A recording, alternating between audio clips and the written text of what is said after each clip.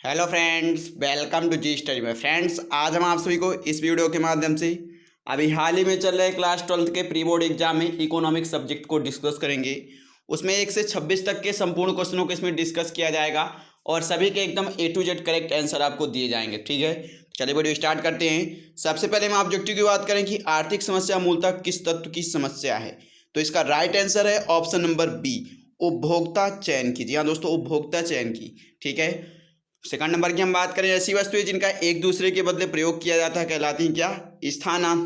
स्थानापन्न वस्तुएं। क्या? स्थानापन्न वस्तुएं। ठीक है, नेक्स्ट हम बात करते हैं थर्ड, कॉफी के मूल्य में वृद्धि होने से चाय की मांग बढ़ती है।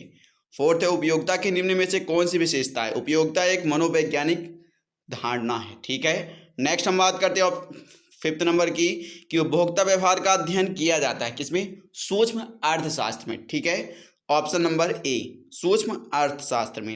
नेक्स्ट हम बात करते हैं क्वेश्चन नंबर सेकंड की फर्स्ट की कि अल्पकालीन उत्पादन फलन को कहा जाता है परिवर्तनशील साधन। क्या?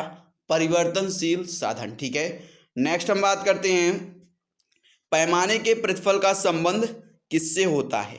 तो अल्पकालीन अवधि से होता है। किससे? अल्पकालीन अवधि से। सीमांत लागत केवल औसत लागतों पर निर्भर करती है। किस पर? औसत लागतों पर निर्भर करती है। ठीक है, उत्पादन की प्रति इकाई लागत को कहते हैं औसत लागत। ठीक है, और फिफ्थ का है पूर्ण प्रतियोगिता में विक्रेता वस्तुएं बेचते हैं समरूप या एक जैसी वस्तुएं बेचते हैं। ठीक है, नेक्स्ट हम बात करते हैं आंसर नंबर थर्ड की सत्य और सत्य की। तो पूर्ण प्रतियोगी बाजार में फर्म कीमत प्राप्तकर्ता होती है, तो इसका राइट आंसर क्या है? असत्य। ठीक है, नेक्स्ट हम बात करते हैं साधन की मांग व्युत्पन्न मांग होती है, सत्य। थर्ड है तृतीयक क्षेत्र सेवा क्षेत्र के नाम से जाना जाता है, सत्य है। आरबीआई जनता का बैंक होता है, सत्य है। और व्यावसायिक बैंक जनता की जमाएं स्वीकार नहीं करते हैं, इसे असत्य है। ठीक है, नेक्स्ट हम बात करते हैं एक शब्द में उत्तर या एक वाक्य में उत्तर की। तो आरबीआई का पूर्ण रूप क्या है? Reserve bank of India. ठीक है, एसबीआई का पूर्ण रूप क्या है? State bank of India. और भारत का वित्तीय वर्ष क्या है? 1 अप्रैल से 31 मार्च तक। ठीक है, बजट के अवयवों को लिखिए, तो इसका शायद आप लोग को पता होगा, तो आप लोग लिख लीजिएगा इसका यहाँ पर आप। ठीक है, नेक्स्ट हम बात करते हैं आंसर नंबर फिफ्थ की भारत में बजट की अवधि क्या होती है? 1 वर्ष। नेक्स्ट है सही जोड़ी कि प्रत्यक्ष कर आयकर, आप लोगों को सही जोड़ी मिलान करके दी जा रही है, प्रत्यक्ष कर आयकर। बी का है व्यापार संतुलन केवल दृश्य मदे। ठीक है, सी का है भुगतान संतुलन, तो दृश्य एवं अदृश्य मदे। लेनदारी, तो लेनदारी में आपको वस्तुओं का आयात। ठीक है, और देनदारी वस्तुओं का निर्यात। ठीक है, नेक्स्ट हम बात करते हैं आंसर नंबर 6 की सीमांत उपयोगिता किसे कहते हैं? तो सीमांत उपयोगिता आपको 30 नंबर पेज पर आपको इसका राइट आंसर मिल जाएगा। सेवंथ की हम बात करें वस्तु की मांग किसके द्वारा की जाती है?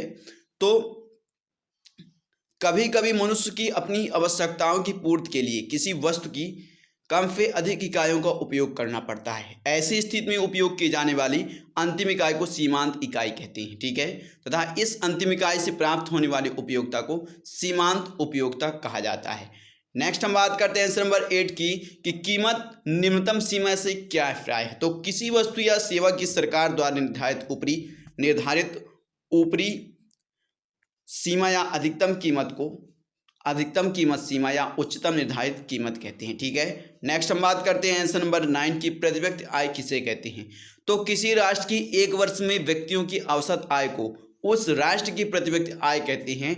यह धारणा भी चालू कीमतों पर और स्थिर कीमतों पर आय की माप से संबंध रखती है। जैसे यदि चालू कीमतों पर 2011 की प्रति व्यक्ति आय मालूम करनी हो तो उस वर्ष की राष्ट्रीय आय को उसी वर्ष की जनसंख्या द्वारा विभाजित कर दिया जाता है। जैसे 2011 की प्रति व्यक्ति आय बराबर 2011 की राष्ट्रीय आय बटे 2011 की जनसंख्या। ठीक है, नेक्स्ट हम बात करते हैं संतुलित बजट किसे कहते हैं? तो जब किसी वर्ष सरकार को प्राप्त होने वाली आय सरकार द्वारा किए जाने वाले व्ययों के बराबर होती है तो उसे संतुलित बजट कहा जाता है। 8वें का 10वें का अथवा क्वेश्चन है। ठीक है, नेक्स्ट हम बात करते हैं मांग के नियम की 3 अपवाद। तो भविष्य में किसी वस्तु के दुर्लभ होने की संभावना और आवश्यक वस्तुओं के संबंध में यह नियम क्रियाशील नहीं होता, यह इसके अपवाद हैं। ठीक है, नेक्स्ट हम बात करते हैं मुद्रा के विनिमय का माध्यम कार्य समझाइए। तो प्राथमिक या मुख्य कार्य मुद्रा के मौलिक कार्य हैं, इनके मुद्रा आरंभ से ही करती आई है तथा मुद्रा को यह कार्य हर समाज में करने के पड़ते हैं।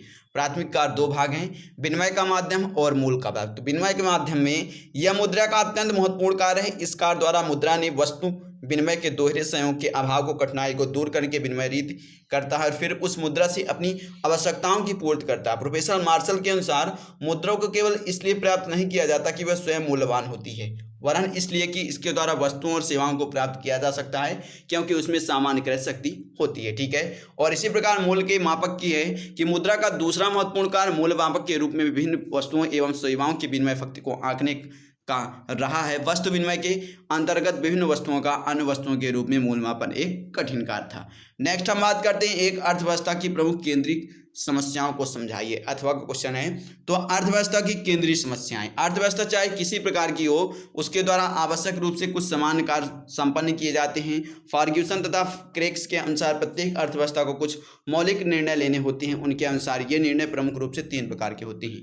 किसी वस्तु का उत्पादन किया जाए, सेकंड है उसे किसी प्रकार उत्पादित किया जाए, तथा थर्ड है उत्पादन को कौन प्राप्त करेगा। ठीक है, तो क्या उत्पादन किया जाए, अर्थव्यवस्था पिछड़ी हो या, आपको इसका राइट आंसर यहाँ तक लिखना है। ठीक है, यहाँ तक। नेक्स्ट हम बात करते हैं आंसर नंबर 19 की राष्ट्रीय आय मापने की आय गणना विधि समझाइए। तो आय विधि, इस विधि के अनुसार एक वर्ष में राष्ट्र के समस्त नागरिकों द्वारा प्राप्त शुद्ध आय को जोड़ा जाता है, अर्थात सभी उत्पाद साधनों द्वारा प्राप्त शुद्ध किराया, शुद्ध मजदूरी, शुद्ध ब्याज तथा शुद्ध लाभ का योग कर लिया जाता है। परंतु आय के रूप में प्राप्त अंतरण भुगतानों को इसमें शामिल किया जाता है। और आय विधि निम्नलिखित संघटक है: मजदूरी और वेतन, व्यक्तियों की किराए की आय, गैर कंपनी व्यापारों की आय, कंपनियों का लाभ और ब्याज से प्राप्त आय। ठीक है, नेक्स्ट हम बात करते हैं व्यापार संतुलन एवं भुगतान संतुलन में अंतर। तो आपको यहाँ पर व्यापार संतुलन और भुगतान संतुलन में डिफरेंट दिए गए हैं, तो आप लोग इन डिफरेंटों को अपने कॉपी पर चाहे तो वीडियो को पोस्ट करके या फिर स्क्रीनशॉट लेकर भी लिख सकते हैं। ठीक है, नेक्स्ट हम बात करते हैं आंसर नंबर 21 की स्थिर विनिमय दर के पक्ष में कोई 4 तर्क दीजिए। तो स्थिर विनिमय दर के पक्ष में तर्क या गुण निम्नलिखित हैं कि पूंजी निर्माण व आर्थिक विकास को प्रोत्साहन। फर्स्ट गुण है पूंजी निर्माण व आर्थिक विकास को प्रोत्साहन। तो विनिमय दर स्थिर होने के कारण राष्ट्र की आंतरिक अर्थव्यवस्था में भी स्थिरता बनी रहती है। आंतरिक स्थिरता का प्रभाव राष्ट्र की पूंजी निर्माण और आर्थिक विकास पर होता है। राष्ट्र में ही अधिक पूंजी निर्माण होने से बैंकों, उद्योगों तथा व्यापारिक प्रतिष्ठानों की आर्थिक शक्ति में वृद्धि होती है। इस प्रकार स्थिर विनिमय पर पूंजी निर्माण और विकास की गति सहायक होती है। ठीक है, नेक्स्ट है अंतर्राष्ट्रीय व्यापार को प्रोत्साहन। तो स्थिर विनिमय दर अंतर्राष्ट्रीय व्यापार के विकास में सहायक होती है। इसका कारण यह है कि आयातकर्ताओं तथा अन्य देनदारों को ज्ञात रहता है कि उनको कितनी राशि देनी है तथा उनका राष्ट्र की मुद्रा में क्या मूल्य है। इस भुगतान के लिए वे प्रबंध करते हैं। इसी प्रकार निर्यातकर्ता तथा अन्य लेनदारों को भी ज्ञात रहता है कि उनको भुगतानों में जो राशि मिलेगी उसका राष्ट्र की मुद्रा में क्या मूल्य होगा। ठीक है, नेक्स्ट हम बात करते हैं चित्र की सहायता से परिवर्तनशील अनुनादों के नियम को समझाइए। अथवा का उत्पत्तिहास नियम या परिवर्तनशील अनुनादों का नियम। तो उत्पत्तिहास नियम आर्थिक जगत का एक महत्वपूर्ण नियम माना जाता है और एडम स्मिथ, डेविड रिकार्डो जैसे परंपरावादी अर्थशास्त्रियों ने उत्पत्तिहास नियम को कृषि से संबंधित किया। प्रोफेसर मार्शल के अनुसार यदि कृषि कला में कोई सुधार ना हो तो भूमि पर उपयोग की जाने वाली पूंजी एवं श्रम की मात्रा में वृद्धि करने से उत्पादन में सामान्यतः अनुपात से कम वृद्धि होती है। ठीक है, तो प्रोफेसर मार्शल के अनुसार तक लिखना है। नेक्स्ट हम यही आपका चार्ट बनाया गया है परिवर्तनशील साधन श्रम की इकाइयों का कुल उत्पादन, औसत उत्पादन और सीमांत उत्पादन। प्रथम अवस्था, द्वितीय अवस्था तथा तृतीय अवस्था की दी गई है, जिसमें इस प्रकार कुल उत्पादन सीमांत उत्पादकों का योग होता है और यहाँ पर उसका चार्ट बनाया गया है आपको। ठीक है, परिवर्तनशील साधन इकाइयों जिसमें द्वितीय अवस्था में, इस अवस्था में कुल उत्पादन घटती हुई दर से बढ़ता है। इसी कारण सीमांत उत्पादन तथा औसत उत्पादन दोनों ही घटते हैं तालिका में।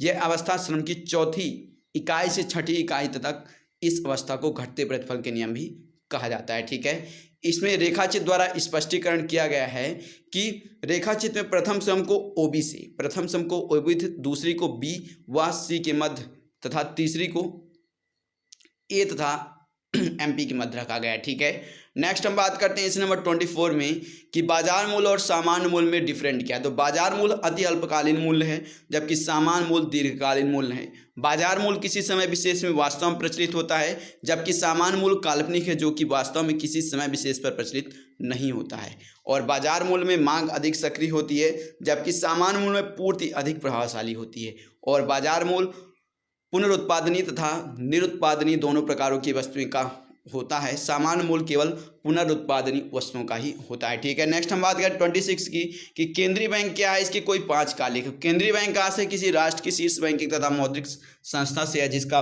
प्रमुख उद्देश्य राष्ट्र हित में राष्ट्र की समसूची बैंकिंग तथा मौद्रिक व्यवस्थाओं का नियमन नियंत्रण करना तथा उसे स्थिरता प्रदान करना होता है। Reserve bank of India Bharat की केंद्रीय बैंक है और रिजर्व बैंक ऑफ इंडिया के केंद्रीय बैंक संबंधी कार्य निम्नलिखित हैं। पत्र मुद्रा का निर्गमन। ठीक है, तो हमारे देश में नोटों के निर्गमन का कार्य रिजर्व बैंक द्वारा किया जाता है। 1 रुपये के नोट तथा सिक्कों का निर्गमन छोड़कर यह बैंक अन्य समस्त नोटों का निर्गमन करता है। रिजर्व बैंक द्वारा इस उद्देश्य के लिए न्यूनतम कोष प्रणाली के अपनाया जाता है। ठीक है, नेक्स्ट है सरकार का बैंकर। रिजर्व बैंक केंद्र तथा राज्य सरकारों के बैंकर के रूप में कार्य करता है। इस रूप में यह निम्नलिखित कार्य करता है: सरकार की ओर से जमा राशि स्वीकार करना, सरकार की ओर से भुगतान करना एवं सार्वजनिक ऋणों की व्यवस्था करना। ठीक है, थर्ड है आपका बैंकों का बैंकर। रिजर्व बैंक देश में कार्यरत सभी बैंकों के बैंक के रूप में कार्य करता है। इस रूप में यह बैंक निम्नलिखित कार्य करता है: बैंकों का नगद कोष अपने पास रखना, बैंकों को ऋण सुविधाएं उपलब्ध कराना तथा बैंकों की कार्य प्रणाली पर नियमन एवं नियंत्रण रखना। ठीक है, नेक्स्ट है साख का नियंत्रण करना। रिजर्व बैंक देश की साख की मात्रा पर नियंत्रण करता है। साख नियंत्रण नीति का उद्देश्य देश में कीमत स्तर एवं आर्थिक जगत में होने वाले उतार चढ़ाव को रोकने तथा इसके लिए बैंक अनेक विधियां प्रयोग में लाता है। ठीक है, नेक्स्ट है आपका समाज शोधन गृह का कार्य। देश का केंद्रीय बैंक होने के नाते रिजर्व बैंक सदस्य बैंक के लिए समाज शोधन गृह के कार्य भी संपन्न करता है। इस प्रकार की सुविधाएं देकर रिजर्व बैंक सदस्य बैंकों में रुपए के स्थानांतरण को भी सुविधाजनक बनाता है। और लास्ट है आपका विनिमय दर में स्थिरता बनाए रखना। तो रिजर्व बैंक का एक अत्यंत महत्वपूर्ण कार्य रुपए की विनिमय दर को स्थिर बनाए रखना है। इस कार्य के लिए रिजर्व बैंक निश्चित दरों पर विदेशी विनिमय का क्रय विक्रय करता है। इस कार्य के लिए रिजर्व बैंक को अंतर्राष्ट्रीय मुद्रा कोष IMF के सभी राष्ट्रों की मुद्राओं के क्रय विक्रय का अधिकार दिया गया। ठीक है, ये आपके सभी क्वेश्चन यहाँ पर संपूर्ण होते हैं। तो फ्रेंड्स, यदि वीडियो पसंद आया हो तो लाइक जरूर करिएगा और कमेंट्स करके बताइए कि हमारे वीडियो आपको कैसा लगा। और यदि आप चैनल पर नए हैं तो सब्सक्राइब कीजिए हमारे यूट्यूब चैनल जी स्टडी मिनर को, और इसी तरह के लेटेस्ट वीडियो आपको मिलते रहेंगे।